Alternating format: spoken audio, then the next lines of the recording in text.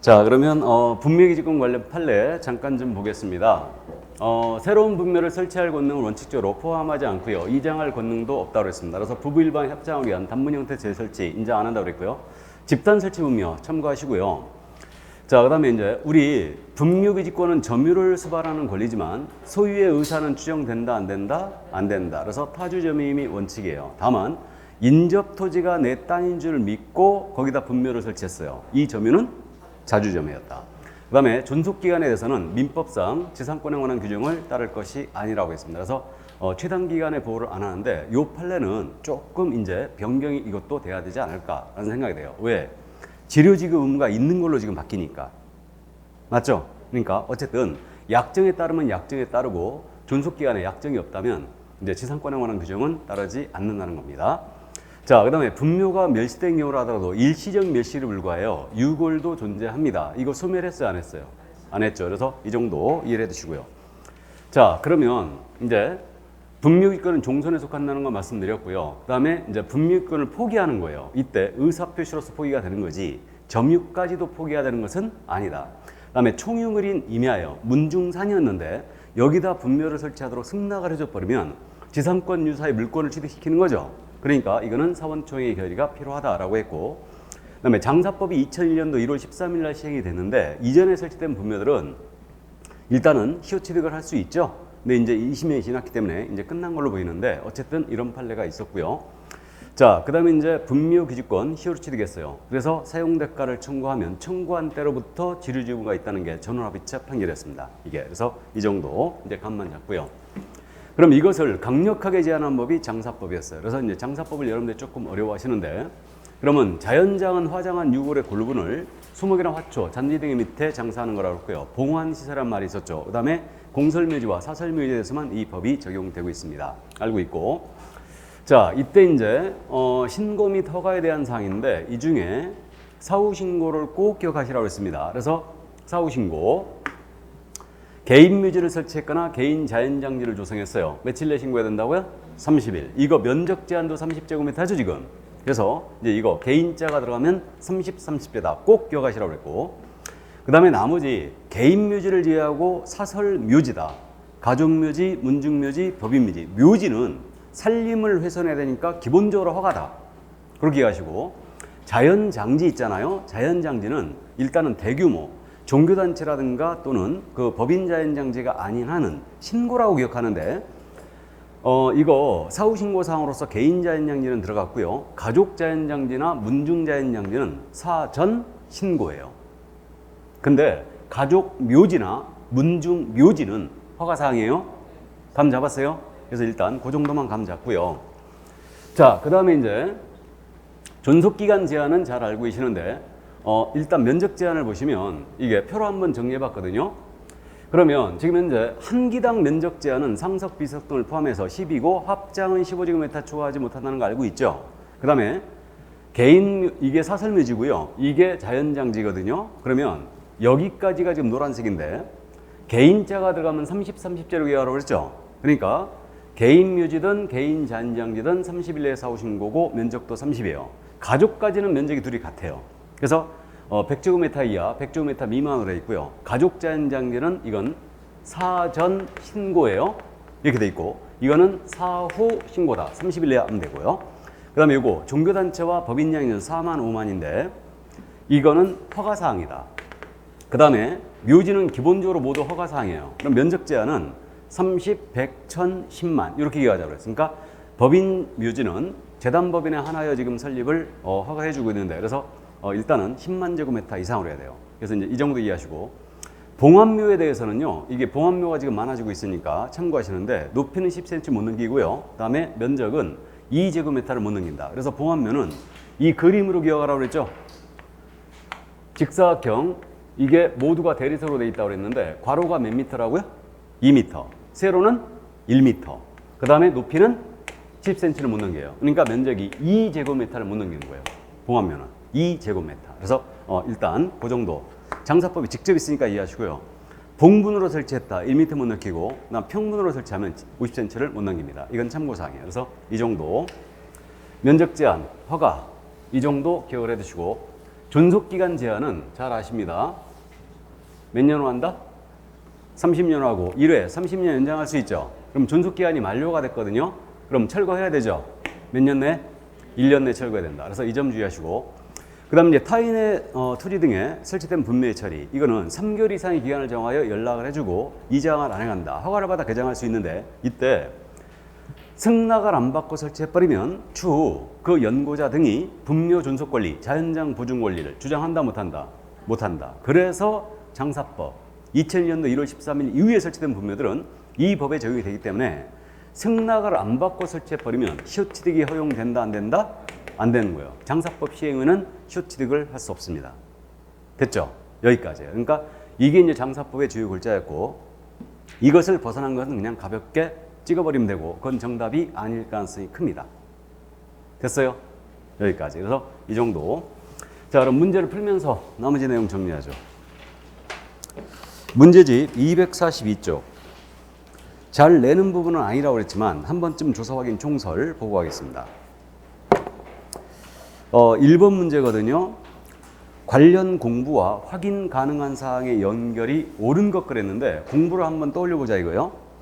토지대장, 임야대장이에요. 이거는 소지면은 기본적으로 확인이 되겠죠.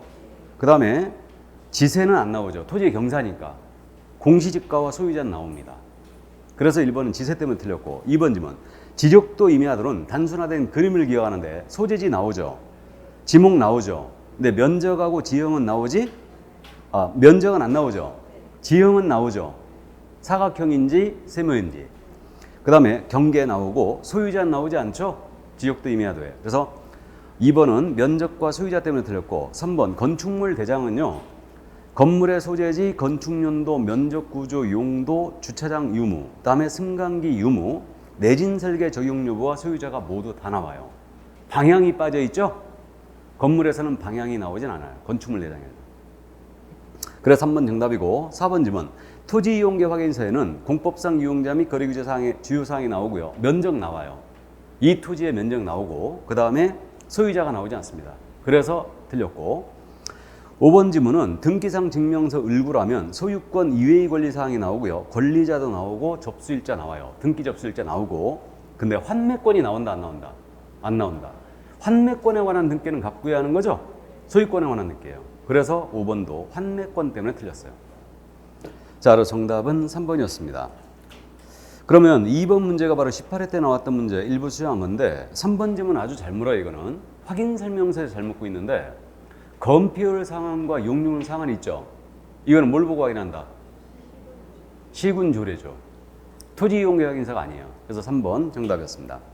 자, 그럼 불일치원한 문제 3번 문제 잠깐 볼까요?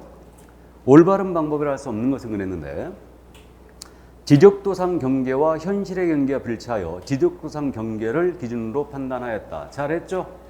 2번 지문. 건물의 소재지가 소재지의 밑줄이에요. 건축물 대장과 등기상 증명서가 서로 달라서 건축물 대장을 기준으로 판단하였다. 잘했죠?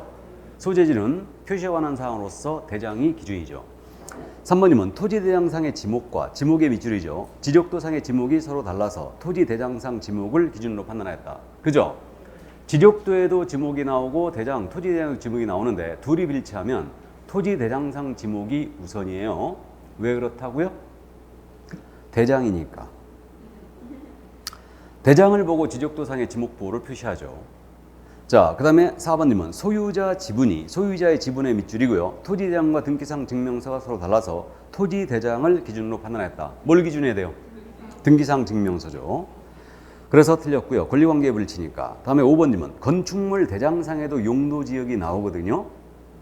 근데 이 용도지역 밑줄 긋고요. 토지이용계 확인상의 용도지역이 서로 달랐어요. 그럼 이때는 공법상 제한이니까 이거는 뭘 기준해야 돼요? 토지 이용계 확인서가 우선이죠. 그게 정답 4번이었습니다. 그럼 4번 문제가 27회 때 기출이었어요. 여러분들이 풀어보시고, 다음에 5번, 6번 문제 있죠? 이건 여러분들이 한번 읽어보시기 바랍니다. 자, 이제 권리관계 조사 넘어갑니다. 분묘기지권과 장사법이에요. 자, 그러면 1번 문제 갑니다. 분묘기지권 관련한 내용으로 틀린 것은, 분묘기지권은 관습상의 지상권에 유수한 일종의 물권이다. 맞죠? 물권. 2번님은 타인의 토지에 승낙 없이 분묘를 설치하고 20년간 평온 공연한 그 분묘의 기지를 점유함으로써 취득시효가 완성된 경우에는 분묘기권을 취득한다. 맞아요? 3번님은 분묘 기지권의 존속기간은 당사 사이에 약정이 있더라도 분묘를 소호봉사하는 한 기록된다. OX, X. 약정이 있으면 약정이 언제나 우선이에요. 있다는 지상권의 최단기간에 적용이 된다, 안 된다?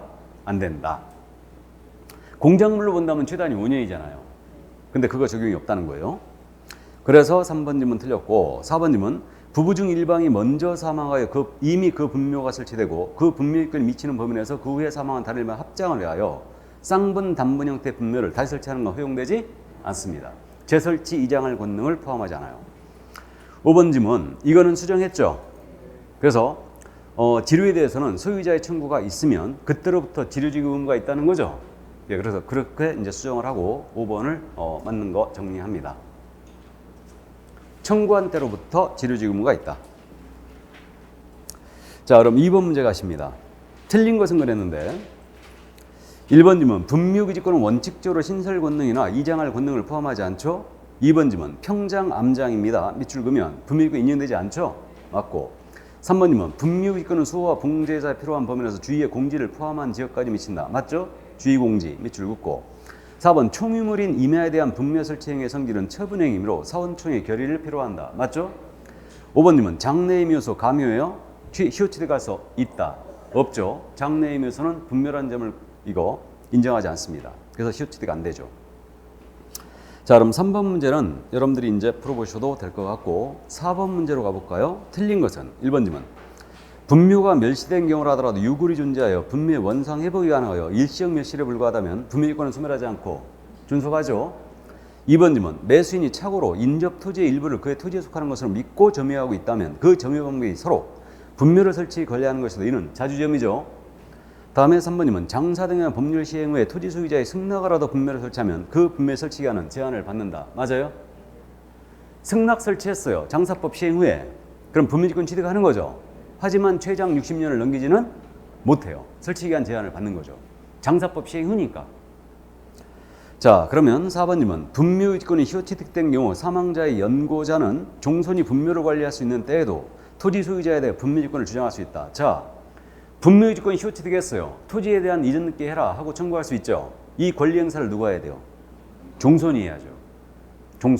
종손이 분묘를 관리할 수 있으니까. 그래서 분묘권 주장이 안 됩니다. 연고자는. 자, 그래서 4번 질문 틀렸고요. 5번입니다. 분묘기권은 권리자가 의무자에 대하여 그 권리를 포기하는 의사표시를 한 외에도 점유까지도 포기하면 권리가 소멸하는 것은 아닙니다. 자, 그래서 분묘지권 문제를 다 확인해 봤고요. 이제 5번 문제 가죠. 장사법으로 갑니다. 틀린 것은 1번 질문. 개인 묘지를 설치한 자 또는 매장을 한 자는 30일 이내 시장 등에게 신고해야 된다. 개인 묘지의 밑줄 30일 밑줄 그으면 맞습니까? 사후신고. 2번 질문. 가족묘지, 종중묘지, 법인묘지를 설치하는 자는 묘지를 관할한 시군 구청장에게 30일 내에 신고해야 된다. 묘지에 밑줄 긋고 30일 내에 밑줄 그으면 틀렸죠? 사전 허가예요.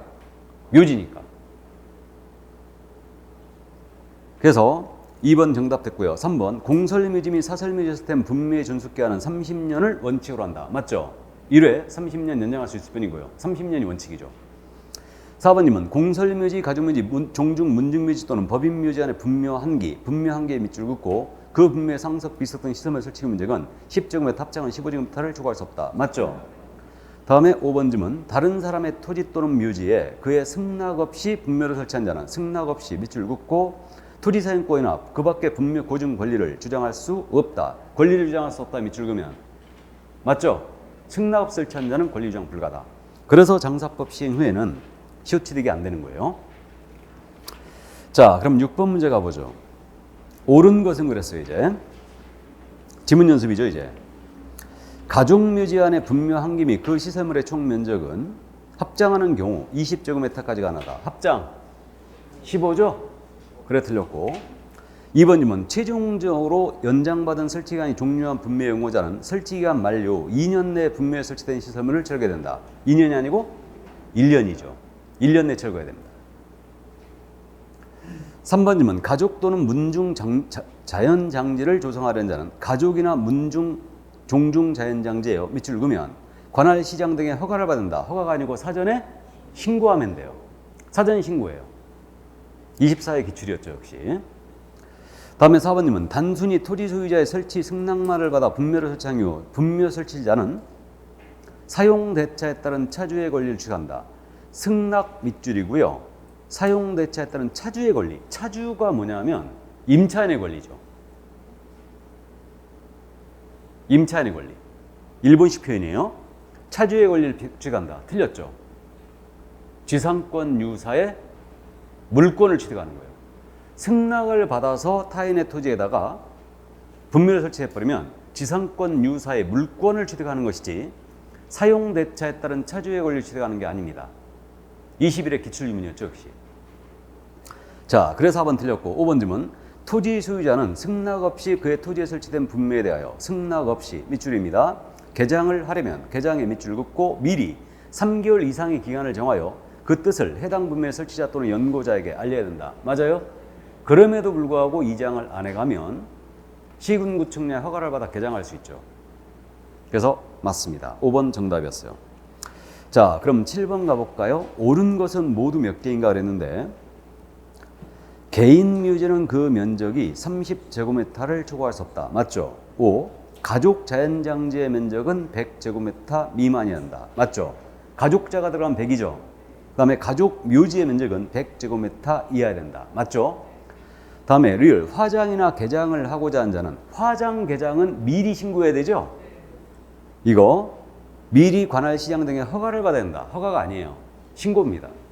그러니까 화장은 화장장에서 해야 되기 때문에 미리 신고 안 하면 절대 화장 안 해줍니다. 그러면 미음짐은 남편의 분묘구역 내에 처의 분묘를 추가로 설치한 경우 추가 설치 후 30일 내에 해당 묘지에 관할 시장 등에게 신고해야 한다. 이 질문 알아보시겠어요? 역시 기출질문인데 개인 묘지 있지 않습니까? 개인 묘지는 이거라고 그랬어요. 한 분을 모셨거나 부부관계였던 분을 모시는 거 있죠?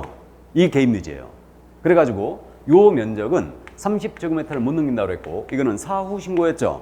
30일에 신고예요. 그러면 남편의 분묘구역 내에 철을 추가로 설치하는 거예요, 지금. 합장이라 볼 수 있죠, 지금. 그럼 이것은 뭐다? 사후 신고죠. 30일에 신고하면 돼요. 이해되세요? 이게 매장이 됐던 개인 묘지를 설치했던 30일에 사후 신고예요. 그래서 미음짐은 역시 기출유문이었는데 시장 등에게 신고해야 한다. 30일 내에. 맞죠? 맞았어요. 그래서 지금 옳은 것은 4개였습니다. 리을만 틀렸어요. 리을만. 자, 그럼 8번 문제는 여러분들이 읽어보시기 바랍니다. 9번 문제로 가죠. 자, 9번 문제. 요거는 제가 정규 강의할 때도 수업을 잘 안 했던 부분들이 있기 때문에 이 문제는 풀어드려요. 중요 문제라 풀어드리는 게 아니고 안 한 부분이 있기 때문에 풀어드립니다. 9번 문제는 틀린 것은 그랬는데 1번 지문이에요. 분묘의 형태는 봉분, 평분 또는 평장으로 하되 봉분의 높이는 지면으로부터 1m, 평분의 높이는 50cm를 초과해서 해야 된다. 맞아요? 봉분이 이거예요. 이렇게 설치하면 이 높이는 1m, 평분은 직사각형으로 설치합니다. 그래가지고 이 높이는 50cm를 못 넘기게 돼 있어요. 맞고 평장하고 평분은 틀리죠.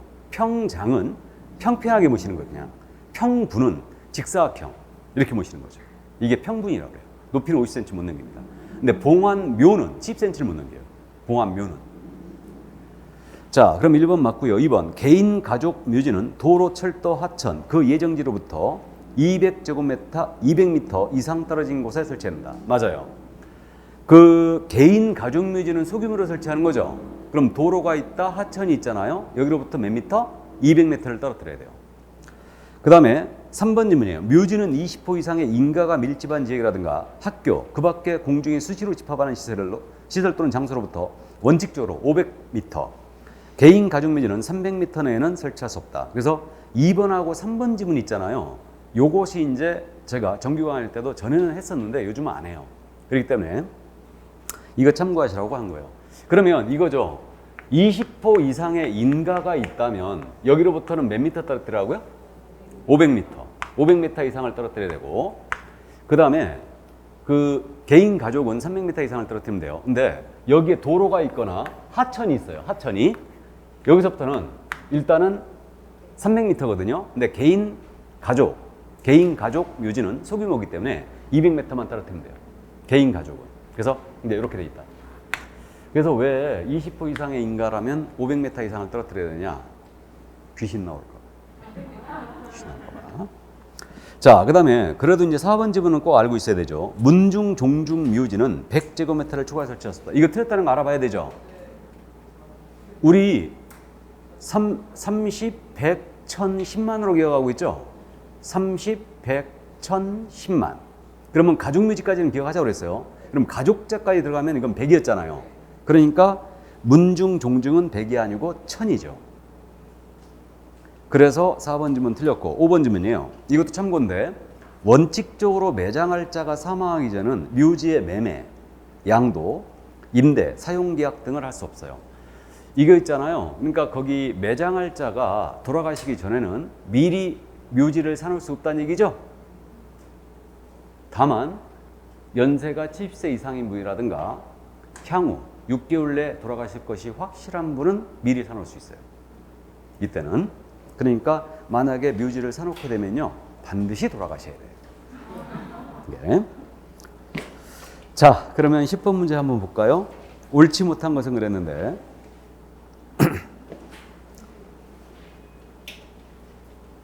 10번 문제 1번 질문. 자연장이라는 것은 화장한 유골의 골분을 수목이나 화초, 잔디 등의 밑에 장사하는 걸 말합니다.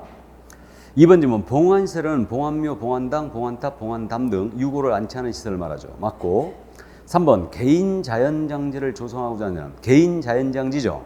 개인자 들어가서 지금 미리 관할 시장 등에게 신고해야 되고 미리 신고. X나 값부래죠. 사후신고죠. 30일 내에 사후신고예요. 그 면적은 30제곱미터 미만이어야 한다. 그래 3번 틀렸고. 4번 질문. 봉안시설 중 봉안묘의 높이는 10cm, 봉안묘의 한 기당 면적은 2제곱미터를 추가하면 안 된다고 그랬죠. 2m, 1m를 기하라고 했어요.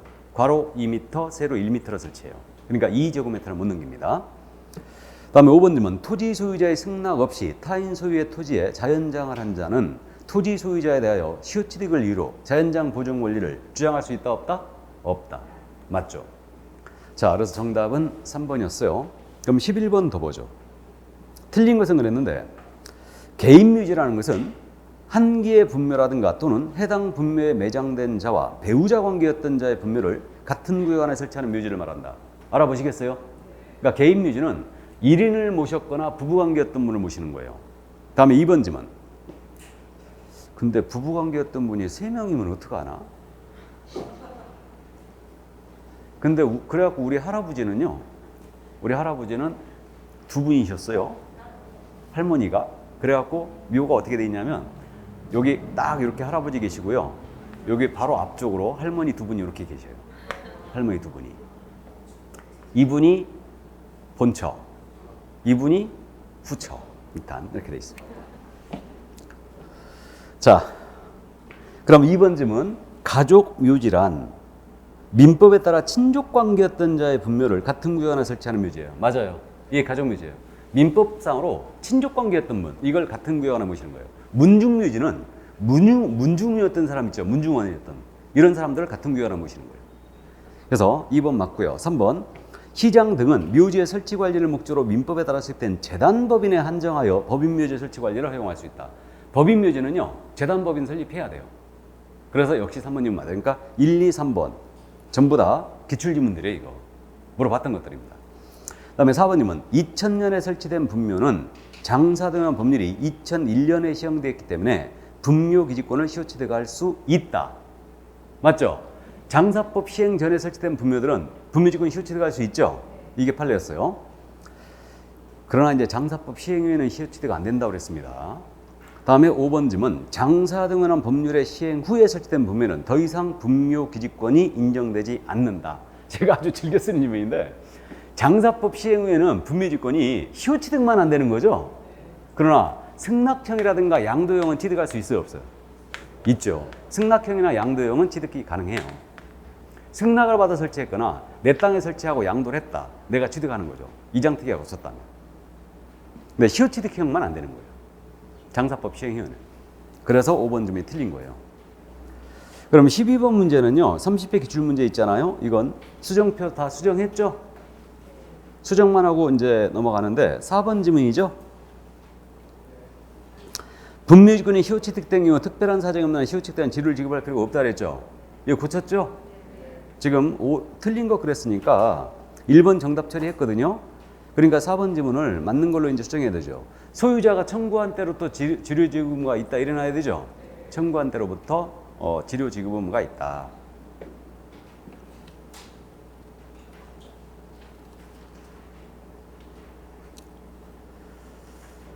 그러면 이제 13번, 14번 문제는요. 우리 쪽에서 나왔던 기출 문제인데 이게 그 법정지상권이 있지 않습니까? 이거 법정지상권을 이렇게 우리 쪽에서 자주 낸 적이 없었는데 이거는 그래도 제가 강의는 안 합니다. 그래서 법정지상권이 22회 때, 그 다음에 25회 때, 30회 때 냈어요. 지금. 그래서 법정지상권을 우리 쪽에서 이제 1차를 같이 하시는 분은 문제가 없어요. 그러니까 2차만 하신 분들은 아무래도 요약집에 법정지상권이 정리가 돼 있으니까 내 요약집엔 정리돼 있는데 그 2차만 하신 분들은 한 번쯤 꼭 읽어주시기 바랍니다. 기억만 살려놓으라는 얘기예요. 출제 가능성은 높아 보이지 않지만 우리 쪽에서 22회, 25회, 30회 때 출제가 됐기 때문에 일단은 법정지상권에 관련 판례를 한번 요약 정리된 걸 한 번쯤 읽어주시기 바랍니다. 자, 그래서 13번, 14번은 여러분들이 풀어보시라는 얘기죠. 그 얘기고. 그럼 이제 공법상 이용자 및 거래기 사항이 조사를 하는데 여기서는 주 타겟이 농지법이죠. 농지법. 자, 그러면 이제 농지법 이론을 잠깐 볼까요? 공법 시간에 이제 공부한 내용인데 농지의 개념은 우리 요약집은 이 부분이 통째로 날라갔죠, 지금. 통째로 날라갔으니까 우리 요약집에는 이 내용이 전혀 없습니다. 근데 올해 지금 분묘지구와 농지법 일단은 준비를 하고 와야 돼요. 준비를 하고 와야 됩니다. 지금 쉰 지가 좀 됐어요. 그래서 이게. 그렇기 때문에 일단 준비를 하고 가는데 농지의 개념은 15회 외에는 물어본 적이 없어요. 그러니까 지목이 전답 과손이고 실제 경작에 사용하는 토지로서 3년 이상 썼다. 그리고 농로부지, 수로부지, 계량설부지 모두 농지입니다. 그래서 이렇게 됐고 단 임야는 절대 안 돼요. 15회 때도 임야를 물어봤어요. 임야는 산지 전용호가 받아야 돼요. 그래야 농지가 될 수 있습니다. 그리고 소유상한제, 농지법 물어보면 반드시 물어봐요. 잘 알고 있는데 만만천이죠? 상소, 만제곱미터는 소유할 수 있고 8년 이상 농사 지어야 돼요. 그랬다 인용한다. 인용당시 보유용에서 이제 10만제곱미터에서 주말농장용은 세대원 전부 합산 천이죠? 만만천. 다만 상속 인용의 경우는 농지법에 따라 임대를 했다. 그럼 이 기간 중에는 소유상한을 초과할지라도 계속 소유할 수 있어요. 참고하시고. 자, 그 다음에 이제 농지에 대한 임대차 계약을 엄청 지금 시험에서 우리 쪽에서 잘 묻고 있는데 농지 임대차 사용대차 계약은 서명 계약을 원칙으로 합니다. 그 다음에 임차인이 대항력을 취득할 수가 있는데 임차인이 시구 읍면장에 확인을 받고 농지 인도를 받으면 다음 날서부터 대항력을 취득해요. 그리고 농지의 양수인은 임대인의 지위를 그대로 승계를 하게 됩니다. 대항력 취득했으니까. 그리고 임대차 기간은 원칙 3년 이상으로 해야 되고요. 다만 다년생 식물 재배지 등이에요. 여기는 몇 년 이상? 5년 이상 기억하고 있고. 그러면 묵시적갱신 규정이 있죠. 임대인이 만료 3개월 전이에요. 3개월 전까지 거절 통지 안 했다. 묵시적갱신 일어납니다. 그리고 농지 임차인이 농지를 쓰지 않습니다. 농업경에 사용하지 않아요. 그러면 종료명령을 내릴 수 있고 이때는 몇 개월 내에 종료해줘야 된다? 3개월 내. 그래서 농지 임대차는 숫자 몇과 친하다고요? 3과 엄청 친하다고 그랬어요. 찍어도 3이라고 그랬습니다. 국외여행, 위탁여행 되죠? 몇 개월 이상 국외여행해야 돼요? 3개월 이상 국외여행하면 위탁여행이 되죠. 임대할 수도 있어요. 이렇게 되고 그 다음에 이제 시군구청장에게 조정 신청할 수 있어요. 농지임대차에 대해 분쟁이 생기면 이렇게 돼 있고요. 여기에 위반된 것으로서 당사자가 약정했다 하더라도 임차인에게 불리한 것은 효력이 없어요. 편면적 강행 규정성을 띠고 있습니다. 그래서 이 정도 기억하고 있죠? 자, 다음으로 농지취득자격증명인데 이거는 이제 판례를 우리 쪽에서 잘 물어보네요. 그래서 농취증은 농지에 대한 물권 변동의 효력 발생 요건이 아니에요. 그러면 농취증을 못 받다 하더라도 그 계약은 유효다, 무효다? 유효다. 그래서 법률 행위의 효력 요건은 아니라고 그랬습니다. 그래서 그대로 매매 계약은 유효하고 이전 끼면 안 될 뿐이에요. 그러면 농지에 대하여 이전 등기가 됐어요. 됐는데 농지증을 못 받았다. 그 등기 무효다 유효다? 무효예요. 만약에 농지에 대한 이전 등기가 됐는데 농지증이 없어요. 있어야 되는데. 그러면 소유권 취득하지 못한다고 그랬어요. 못합니다. 그래서 이 판례에서 했던 얘기죠. 그래서 농지를 취득한 자가 농지에 대한 매매계약 체결한 등으로 만약에 소유권 있는 청구를 취득하였다면 농지증 발급 신청권을 보유하게 되고요. 농지에 대해서 농지증을 발급받지 못했다. 그럼 소유권 취득하지 못합니다. 그 등기 무효라는 거예요. 구분되세요? 가불간의 농지에 대한 매매를 했는데 이자가 농지증을 못 받았다 하더라도 이 매매계약은 유효란 얘기죠.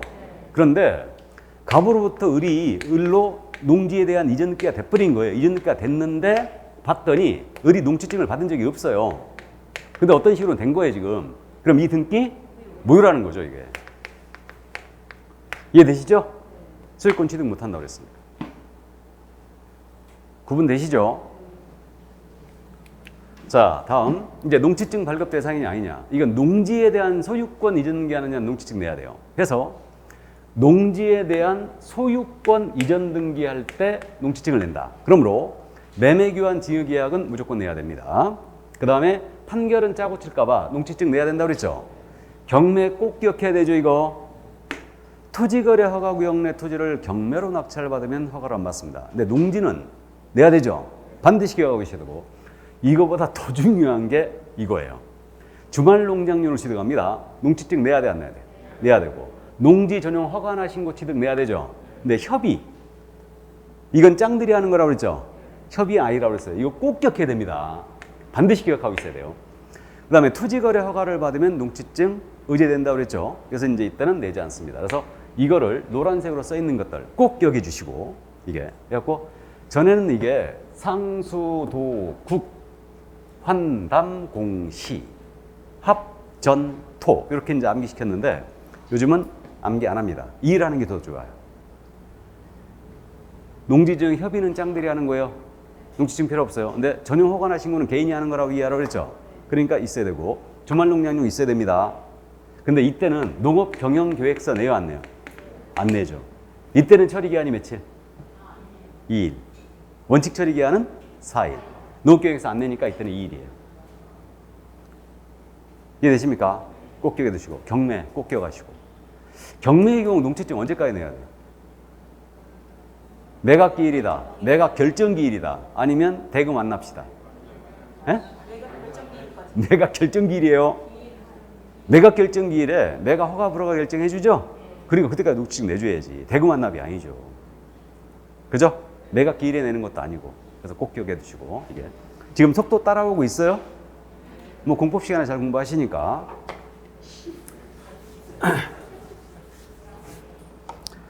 자, 그 다음에 이제 농지증 발급 절차인데 농업계획서 작성해야 됩니다. 발급 권한은 시구 읍면장이에요. 군수가 빠진다. 군수가. 그 점 이해해 두시고. 그러면 이제 처리기한은 원칙 4일인데 농업계획 첨부하지 않는 경우 용도가 똑 떨어지는 거. 주말농장용 학교 등의 실습지용으로 취득하거나 농지전용 허가나 신고로 취득한다. 농업계획서 안 냅니다. 그때는 2일이에요. 처리기한이. 이렇게 돼 있고요. 그 다음에 이제 위탁경영 개혁하고 있어요. 선거에 따른 공직 취임하거나 또는 3개월 이상 국외여행한다. 농업인이. 그럼 이때는 위탁경영이 되고요. 이건 임대 사유이기도 해요. 농지에 대한 임대는요. 임대차는 농지법이 정하는 바가 아니면 절대 안 돼요. 소장농 방지를 해서. 농지는 전세권 설정 등기 안 되죠. 그렇듯이 농지 임대도 원칙 불허가 안 됩니다. 안 되는데 농지법에 한해서만 임대가 허용되는데 농업인이 3개월 이상 국외여행하거나 다음에 선거에 따른 공직 취임한다. 그러면 당연히 되고요. 그 다음에 이제 농지를 농업계획에 사용하지 않으면 처분해야 돼요. 처분할 것을 통지해요. 유예기한은 1년을 줍니다. 1년 내에 처분할 것 통지해주고 그럼에도 불구하고 처분하지 않았다. 그럼 처분해하고 명령 나가고 이 명령에 위반하면 이때는 6개월 기간을 정해주는데 이행강제금이 매년 토지가액의 20%가 나갑니다. 그래서 우리가 토지거래 허가제에서는 3월 내 기간을 정하여 이행 명령 떨어지고 여기에 불응하면 최고 10%였죠. 근데 이거 두 번째 이행강제금이니까 다 2배예요. 처분 명령 몇 개월? 6개월. 이건 확정금 20%예요. 농지법은. 그러니까 5년만 맞아버리면 100% 맞아요. 이행강제는 5년만 맞으면. 자, 이 정도 참고. 이건 근데 잘 안 물어봐요. 잘 안 물어보고 어쨌든 여기까지. 그럼 따끈따끈할 때 농지법 볼까요? 자, 그럼 253쪽에 1번 문제가 있는데 기본 문제니까요. 3번 지문만 잠깐 OX하고 갑니다. 3번 지문. 1번의 3번 지문. 지목이 임야인 토지로서 산지 전용 허가를 받지 아니하였더라도 다년생 식물 재배에 3년 이상 이용된 토지라면 농지에 해당한다. OX. X. 임야라고 그랬죠? 임야는 절대 안 돼요. 다년생 식물 재배로 3년 이상 썼다라도 안 됩니다. 산지 전용 허가 받아야 돼요. 그럼 넘어갑니다. 2번 문제 볼까요? 소유상한제 문제인데 옳은 것 바로 지문 연습합니다. 1번 지문 농지법에 의한 농업인은 농업지역구역 밖의 농지를 세대별로 5만 제곱미터를 초과하여 소유할 수 없다. 농업인이라고 그랬죠? 소유상한이 있다 없다? 없다. 틀렸고 2번 지문 농지를 상속받은 자는 상속받은 농지 중에서 상속의 지금 그런 밑줄을 긋고요. 5,000제곱미터까지는 농업경영을 하지 않더라도 농지 소유했다. 몇이에요? 만이죠. 만. 1만. 3번 지문 주말 체험 영농을 위해 농지를 취득하고자 하는 자는 도시민의 경우 남편이 660제곱미터, 세대원인 부인이 550제곱미터를 각각 취득할 수 있다. 틀렸죠? 합산 1,000이고 합산 1,000 미만이죠. 4번 지문 5년 이상 농업경영을 한 후 이농을 한 자는 5년의 밑줄, 이농의 밑줄, 이농 당시 소유 농지에서 3,000제곱미터까지 소유할 수 있다. 3,000의 밑줄 그으면 확실히 다 틀렸죠 지금. 5년이 아니고 8년 이상이고요. 3,000이 아니고 1만이죠. 1만.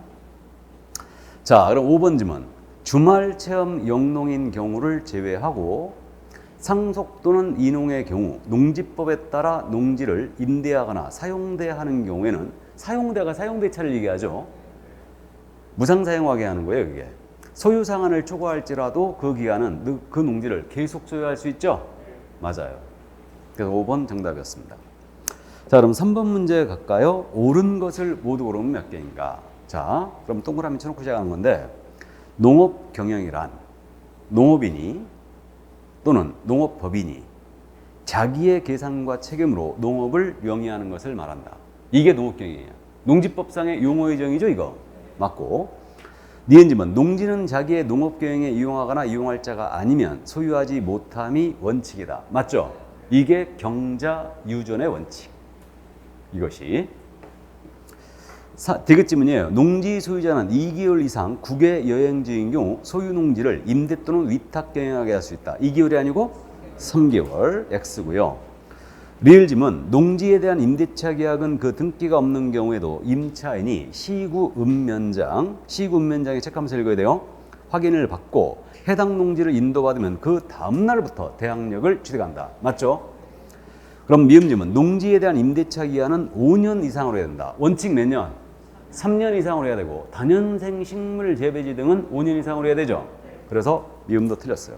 그럼 지금 옳은 거 몇 개? 3개였습니다. 자, 그럼 4번 문제 26회 기출문제 수정된 건데 농지임대차입니다. 틀린 것은 그랬어요. 1번 지문 임대인이 임대차 기간이 끝나기 1개월 전까지 X 나가버려야 되죠. 몇 개월? 3개월 전이다. 농지임대차는 3자와 친하다. 임대인이 3개월 전까지 임차인에게 계약갱신을 하지 아니한다. 뜻을 통지하지 않으면 임대차가 끝난 때에 이전의 임대차와 같은 조건으로 다시 임대차 계약을 한 것으로 본다. 1개월이 틀렸어요. 3개월 전이고. 2번 질문 농업경영을 하려는 자에게 농지를 임대하는 임대차 계약은 서면 계약을 원칙으로 한다. 맞죠? 서면 계약 원칙이고. 3번 질문 선거에 따른 공직 취임으로 인하여 일시적으로 농업경영에 종사하지 아니하게 된 자가 소유하고 농지는 임대할 수 있죠? 다음에 4번 질문 농지 임대차 계약의 당사자는 임차료에 관하여 협의가 이루어지지 아니한 경우에는 농지 소지지 관할 시, 군, 자치구 구청장에게 조정을 신청할 수 있다. 맞죠? 이거는 시군 구청장이 맞아요. 농취증 발급권자만 시구 읍면장이에요. 뭔 말인지 아셨죠? 예, 그래서 4번 맞고요. 5번 질문 임대농지의 양수인은 농지법에 따른 임대인의 지위를 승계한 것으로 본다. 그죠? 예, 맞습니다. 그럼 5번 볼까요? 농지임대차 더. 틀린 것은 그랬는데 농지는 농지법이 정하는 경우 외에는 임대하거나 무상 사용하게 할 수 없다. 알아보시겠어요? 농지는요 농지법이 정하는 바가 아니면 임대나 무상사용하게 할 수 없어요. 맞고요. 2번이면 농지의 임대차 기간은 3년 이상으로 하되 다년생 식물 재배지 등은 5년 이상으로 해야 되고 이는 갱신 시에도 적용된다. 그죠? 맞고.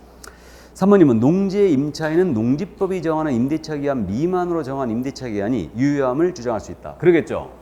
그러니까 3년 미만으로 정했다. 임차인은 주장할 수 있겠죠? 맞아요. 그 다음에 4번이면 국토교통부 장관은 농지의 임대차 또는 사용대차에 관한 표준계약서 양식을 정하여 그러면 표준계약서 밑줄 긋고요. 국토부 장관의 밑줄 긋고요. 임대차 또는 사용대차 계약서의 작성 기준으로 사용할 것을 권장할 수 있다. 국토부 장관이 여기저기 기웃기웃하고는 있긴 있는데 표준계약서, 농지임대차 표준계약서는 누가 정해야 되겠습니까? 농림부 장관이죠. 농림축산식품부 장관이에요. 정확하게. 농림부 장관. 그래서 4번 틀렸고 5번 질문 농지임대차 또는 사용대차의 종료명령을 받은 임차인은 또는 사용대차에는 그 종료명령을 받은 앞부터 3개월 내는 해당 계약을 종료해야 한다. 알아보시겠어요? 임차인이 농지 농업경영을 사용하지 않는다. 종료명령 때리면 3개월 내는 종료해줘야 됩니다. 3개월이다. 그래서 정답 4번이었어요. 자, 그럼 6번 갑니다. 틀린 것은 그랬는데 1번 질문 농지취득 자격증명은 농지취득의 원인이 되는 법률행위의 효력 발생 요건이 아니다. 법률행위의 효력 발생 요건 아니죠? 그래서 농지의 매매계약 유효하다고 그랬고 2번이면 농지를 취득하는 자가 농지에 대한 매매계약을 체결하는 등으로 농지에 관한 소유권 이전기 청권을 취득하였다면 농지취득자격증명 발급 신청권을 보유하게 된다. 알아보시겠죠?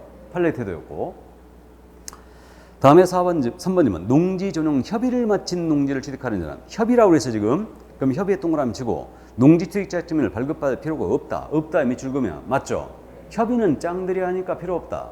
꼭 기억하시고 4번님은 경매로 농지를 매수하려면 매수 신청 시에 농지취득자격증명을 제출한다. 자, 표현이 지금 경매라고 그랬죠.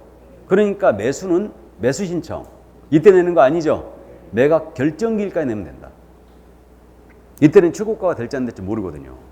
잘 내는 질문이니까 기억 꼭 해두시고 4번 정답이고 5번 질문 공유농지 분할이나 시효취득을 원인으로 농지를 취득하는 경우는 농지취득자격증명이 필요 없다. 이거 알아보시겠어요?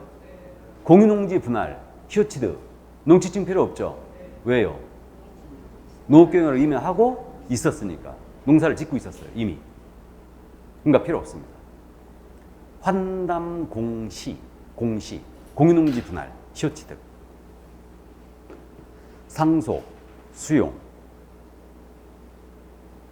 도시정례농지, 국가 등이 취득했을 때 환담 공시 합전토. 자, 그래서 5번도 맞습니다. 그럼 7번 더 볼까요? 농지증을 발급받아야 하는 경우는 한번 해보죠. 이거 뭐 이런 문제 유형은 잘 안 내는데 주말 체험 영농 목적 농지 취득합니다. 농지증 내야 돼 안 내야 돼? 내야 되고 5. 농업법인이 합병으로 농지 취득한다. 자, 합병은 상속으로 생각하라고 그랬죠. 그럼 이거는 상속으로 농지 받았다. 합병 취득했다. 낼 일이 있어요 없어요? 없어요 이거는. 그러니까 X. 토지거래 허가증을 받은 토지거래 허가구역은 농지를 취득한다. 허가증 받았어요 지금? 농지증 의제되죠? 낼 필요 없고 X. 농지 전용 허가를 받고 농지를 취득했다. 농지 전용 허가라고 그랬죠? 내야 돼 안 내야 돼요? 내야 됩니다. 5고 증여 또는 판결에 의해 농지를 취득한다. 내야 되죠? 그래서 정답은 기억, 리을, 미음이었어요. 자, 그럼 8번 문제 갈까요? 마지막 문제인 것 같은데 옳지 않은 것은 1번 질문 농지를 취득하고자 하는 자는 농지의 소재지에 관할 시구 읍면장으로부터 농취증을 발급받는다. 이건 체크하면서 읽어야 돼요. 시구 읍면장. 이걸 군수 등이 발급한 이렇게 낸 적이 있어요. 그럼 맞고요. 2번 질문 주말 체험 농장용 농지 전용 허가나 신고를 받고 취득하는 농지취득자격증명 발급 신청 시 농업경영계획서는 첨부하지 않아도 된다. 맞죠? 용도가 똑 떨어지니까. 이때 여러분들 공법시에는 공부했죠. 농업경영계획서 보관기간 나왔죠. 농업경영계획서 보관해야 되죠. 몇 년? 5년이 아니고 10년. 10년 보관할 것을. 작년에 개정됐죠 이게. 10년 보관해라. 농업경영계획서는. 10년.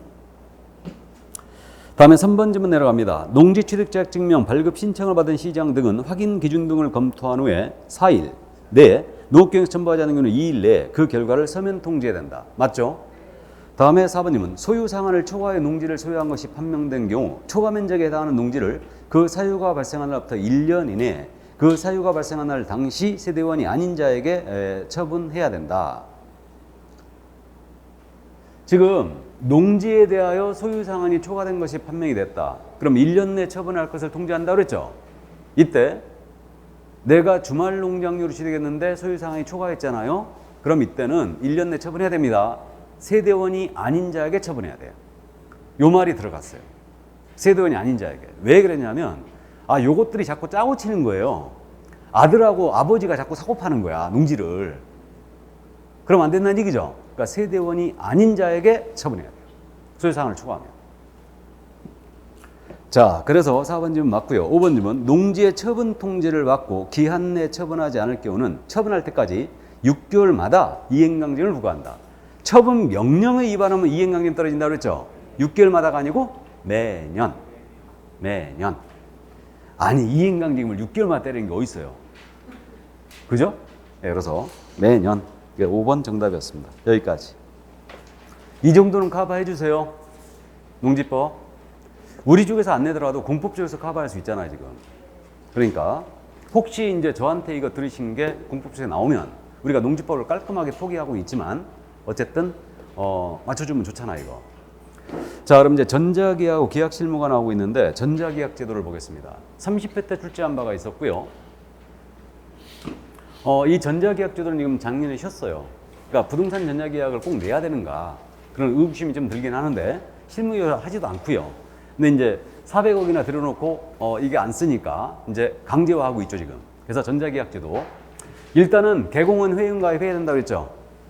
전자계약하기 위해서. 그러니까 부동산 거래 전자계약 시스템이 있다고 그랬어요. 그래서 이게 이제 IRTS인데 그 개공은 회원가입 해야 돼요. 법인도 회원가입 해야 돼요. 근데 당사자는 회원가입 필요 없죠.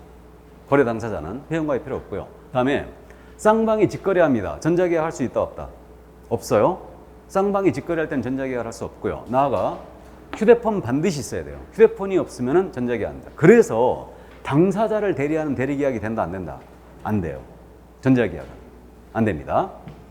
휴대폰으로 본인 인증해야 되거든요, 이거. 그리고 이제 계약서 확인 설명서를 개공이나 소공이 작성합니다. 소공은 회원가입 가능해요. 자신을 고용한 개공이 전자계약 시스템에 만약에 회원가입했다. 그러면 그 소공은 회원가입해갖고 쓸 수도 있어요. 가입이 가능합니다. 소공. 그리고 이제 작성하고 브리핑을 다 하죠. 그 다음에 이제 서명을 하게 되는데 당사자는 수기 서명이에요. 직접 이름을 씁니다. 근데 개공은 전자 인증으로 해요. 인증서로 전자 서명을 합니다. 개공은 그렇게 돼 있고요. 그 다음에 이제 계약서 자동 보관된다는 걸 알고 있고요. 매매 계약이라면 부동산 거래 신고 자동방으로 된다는 걸 알고 있고, 임대차 계약이라면 임대차 신고도 자동방으로 되는 거죠, 이게. 기억나세요? 전자계약을 하면 임대차 계약이든 부동산 거래 신고이든 전부 다 자동방으로 되는 거 아니에요, 다. 그리고 확정일자 자동 부여되는 거죠. 알고 있고. 그 다음에 이제 해제했다. 그러면 이제 여기서 해제 신고서도 마찬가지로 제출한 것으로 간주가 되고 있고요.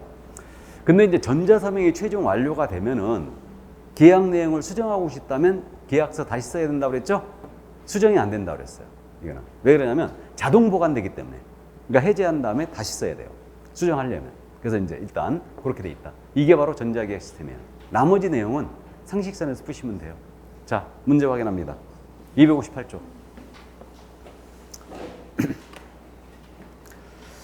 1번 문제. 전자계약 시스템 IRTS를 통한 전자계약과 관련한 다음 설명에 옳은 것은 1번 질문 개인 간 직거래 시에도 전자계약이 가능하다. OX, X 불가하고요. 중개거래 안 한다. 2번 질문 거래 당사자는 전자계약 시스템에 별도의 회원가입을 하지 않아도 전자계약을 할 수 있다. 맞겠죠? 당사자 회원가입을 하라 하면 우리 회원가입하기 싫어서 인터넷 이용 잘 안 하잖아. 그죠? 네, 그래서 2번 질문 정답이고요. 3번입니다. 전자계약은 주택의 매매계약에 하나여 이용할 수 있다. 아니죠. 일단은요. 전자계약은 참고인데 지금 현재 운영되고 있는 게 매매와 임대차만 운영되고 있거든요. 근데 물건은 제한이 없어요. 이게 주택이든 상가든 오피든 토지든 다 할 수 있어요. 근데 계약의 종류는 매매와 임대차에 대해서만 허용되고 있습니다. 현재. 그럼 주택의 매매 계약에 하나 이용할 수 있다. 틀렸죠? 틀렸고. 자, 다음에 4번 질문. 전자계약을 한 경우에 별도의 등기 신청을 하지 않아도 자동적으로 소유권 있는게가 된다. 아니, 그러면 좋겠지만 그건 아니죠. 그럼 법무사들 망하라고? 그러니까 자동적으로 이전등기는 안 됩니다. 그러면 자동적으로 이전등기 돼버리면요, 다 전자계약이겠죠? 그러면 법무사 망했지, 공인인증사 망했지. 일단. 다음에 5번 질문. 거래 당사자는 본인 명의의 휴대전화가 없어도 전자계약을 해요. 휴대전화 있어야 되죠? 본인 인증해야 되니까. 자, 그럼 2번 내려갑니다. IRTS를 통한 전자계약 관련한 설명으로 틀린 것은 1번. 거래 당사자가 법인인 경우는 전자계약을 이용할 수 없다. 법인인 경우도 가능해요. 다만 법인은 회원가입해야 돼요. 법인은. 2번 질문. 거래 당사자는 거래계약서나 확인설명서에 전자 수기서명을 하다. 맞아요. 당사자는 수기서명이에요. 직접 쓴다는 얘기죠. 그 다음에 3번 질문. 거래 당사를 대리하는 대리인에 의해서는 전자계약을 할 수 없다. 대리는 안 된다고 그랬죠? 이게 본인 인증을 거쳐야 되기 때문에. 다음에 4번 질문. 거래 당사자 및 개업공사가 최종 서명을 완료하면 해당 거래계약서 자체는 수정할 수 없고 계약 해제 후 재작성해야 된다고 그랬죠? 맞고. 5번 질문. 공동중개 시도 전자계약을 이용할 수 있다. 공동중개를 했어요. 전자계약 되겠죠? 모두 공동중개에 관여하는 개공 회원가입 돼 있어야 된다. 자, 그럼 3번 문제 보겠습니다. 전자계약의 장점, 단점이에요. 틀린 것은 그랬는데 1번 질문. 대출에 있어서의 우대금리, 서류간소화 등 비용을 절감할 수 있다. 그러겠죠. 그 전자계약을 하면요, 대출에서 은행마다 약간 차이는 있긴 한데 0.1%인가 깎아줘요. 대출 금리를. 그리고 이제 서류를 직접 열어볼 수 있기 때문에 비용 간소화 장점이 있죠. 다음에 2번 질문. 도장 없이 계약이 당연히 가능하고 계약서도 별도로 보관할 필요가 없죠. 그럼 맞고. 3번 질문. 개인정보 노출 가능성이 높아져서 안심거래가 되기 어렵다는 것이 단점으로 얘기합니다. 틀렸어요. 오히려 개인정보의 보호가 더 장점으로 부각되고 있습니다. 왜 그러냐면 우리가 그 상식적으로 있잖아요. 인터넷으로 하면 내 정보가 노출될 수 있다. 그런 생각을 하죠. 그게 아니고 우리가 오프라인 쪽에서 계약을 하면 당사자 신분증 확인하고 카피하잖아요. 그래가지고 사무소에 보관하지 않습니까? 이거 도둑 맞으면 난리 나는 거죠. 그러니까 개인정보 노출 가능성이 없어지죠. 전자계약을 하면. 시스템상으로 보안이 철저하기 때문에 해킹 가능성은 없습니다. 그러니까 어쨌든 개인정보 노출 가능성이 오히려 줄어들어요. 그래서 그게 장점으로 지적되고 있습니다. 그래서 거꾸로 생각하면 안 된다는 얘기예요. 그래서 3번 정답 됐고요. 4번. 무자격 무등록 중개업자의 불법 중개행위를 차단할 수 있다. 그러겠죠. 개공은 반드시 회원가입해야 되니까. 다음에 5번 질문. 계약서의 위 변조 및 부실한 확인 설명을 방지할 수 있다. 맞아요. 그러니까 이것도 여러분들이 부실한 확인 설명할 수 있지 않느냐. 전자계약을 하면. 그게 아니죠. 확실한 확인 설명할 수 있어요. 왜 그러냐면 전자계약 시스템상에서 건축물 대장을 불러오는 거지. 토지장을 불러와요. 그래갖고 확실하게 브리핑해버린 거예요. 서류를 보면서. 그러니까 확인 설명을 확실히 더 할 수 있습니다. 그래서 일단은 걔들이 주장하는 게 그렇고요. 근데 우리는 문제를 걔들이 주장하는 걸로 풀어줘야 되죠. 여기서 걔들이라 하면 전자계약 시스템 만든 애들. 그죠? 그래서 어쨌든 정답은 3번이었습니다. 그럼 4번 문제 가죠. 부동산 전자계약으로 옳은 것은 그랬는데, 자, 이 문제는 30회 기출 문제였는데, 자, 요건 잠깐 짚어 보시죠. 지금 우리 부동산 거래 신고법 있죠. 부동산 거래 신고법상 전자계약이라는 규정을 제가 쫙 모아봤어요. 바로 이건데, 우리 부동산 거래 신고법에서 전자계약이 지금 등장하고 있는 게 국토부 장관의 효율적인 정보의 관리 및 국민 편의 증진을 위해서 부동산 거래 및 주택임대차익 신고 관리 허가 등의 업무와 관련된 정보 체계를 구축 운영할 수 있다. 그래갖고 정보 체계를 구축 운영할 수 있다 해갖고 그 방편 하나로 부동산 전자계약 IRTS가 탄생한 거예요 지금. 그 다음에 누가 할 수 있다고요? 국장이.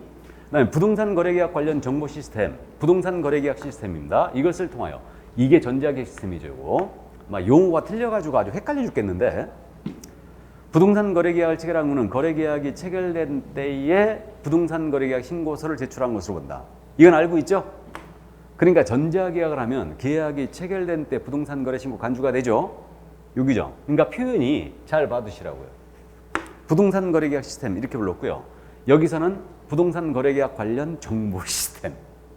이걸 줄여서 부동산 거래계약 시스템. 이게 IRTS, 전자계약 시스템이에요, 이게. 그리고 부동산 거래계약 시스템을 통하여 부동산 거래계약 해지 등을 한 경우는 부동산 거래 해지 등이 이루어진 때 부동산 거래 해지 등의 신고서를 제출한 것으로 본다. 이건 알고 있고 역시. 그 다음에 부동산 거래계약 시스템을 통하여 주택 임대차 계약을 체결했어요. 또는 해지했어요. 그러면 당사자가 공동으로 임대차 신고서를 제출한 것으로 보고 있죠? 알고 있죠? 그래서 이 정도. 이게 이제 우리 법령상 전자계약에 대하여 규정을 두고 있는 건데 30회 문제 보겠습니다. 1번 지문. 시도지사는 부동산 거래 및 주택임대차 계약 신고, 허가, 관리 등의 업무와 관련된 정보체계를 구축 운영한다. 정보체계 구축 운영 누가 해야 된다고요? 국장. 1번 틀렸고. 2번 지문. 부동산 거래 계약 신고를 하는 경우 전자인증의 방법으로 신분을 증명할 수 없다. 전자인증의 방법으로 신분 증명하는 거죠? 그래서 이제 우리 개공은 공인인증서 등록을 해야 돼요. 지금은 공동인증서라고 그러죠. 공동인증서. 3번님은 정보처리 시스템을 통하여 주택임대차 계약을 체결하였더라도. 자, 이번엔 또 정보처리 시스템이라고 그랬죠? 아주 헷갈려 죽겠어. 정보처리 시스템. 이게 전자계약이에요. 이거를 통하여 주택임대차 계약을 체결하였더라도 해당 주택의 임차인은 정보처리 시스템을 통하여 전자계약 증서의 확정일자를 부여를 신청할 수 없다. 확정일자 부여 신청할 수 있죠? 자동적으로 확정일자 부여가 되는 거죠, 또. 그래 틀렸고. 4번 지문. 개업공사가 부동산 거래계약 시스템을 통하여 부동산 거래계약을 체결한 경우에는 부동산 거래계약이 체결된 때 부동산 거래계약 신고서를 제출한 것으로 본다. 맞죠? 그래서 4번 정답이고. 5번 지문. 거래계약서 작성 시 확인 설명 사항이 전자함서 및 전자거래 기본법에 따른 공인전자센터에 보관된 경우라도 개업공사는 확인 설명 사항을 서면으로 작성하여 보존해야 된다. OX? X죠. 별도 보관하는 거 없죠? 자동 보관됩니다. 그럼 260쪽에 계약 실무라고 나오죠. 그래가지고 이거 당사자 확인에 관한 문제 1, 2번. 3번하고 4번하고 5번은 이거 3번도 당사자 확인에 관한 문제였고 4번하고 5번이 바로 이제 기출문제였죠. 우리 쪽에서 냈던. 그러니까 이제 이 부분은 그냥 내가 넘어갑니다. 그냥 넘어가는데 여러분들이 풀어보시면 돼요. 한번 읽어보시라는 얘기예요. 그러니까 당사자 확인, 미성년자와 거래했을 때 어떻게 확인하느냐, 대리인과 거래할 때 어떻게 확인하느냐, 이런 방법에 대해서 16회가 마지막 출제였어요. 16회가. 그래서 이제 문제집이라 구색을 갖추기 위한 문제가 실려 있는 거고 사글이 다 빼버렸죠. 빼고 나머지 이제 중요하다고 생각하는 것만 제가 지금 남겨놓은 거예요. 남겨놨고. 그래서 이제 1, 2, 3번이 당사자 확인에 관한 문제였고 그 다음에 4, 5번 있죠. 이게 민법에서 공부했던 민법 공유 있죠. 공유. 이런 거를 우리 쪽에서 24회 때, 21회 때, 19회 때 출제가 된 바가 있어요. 그래서 두 문제를 주고 실어놨어요. 그러니까 일단 2차만 하신 분들을 위해서 잠깐 읽어만 주시기 바랍니다. 아셨죠? 깊이 있게 할 필요는 없다는 얘기죠. 그러니까 이 부분은 여러분들이 한번 풀어보세요. 그럼 조금 쉬었다가 부동산 등기 특별주주법을 나가도록 하겠습니다. 잠깐 쉬죠.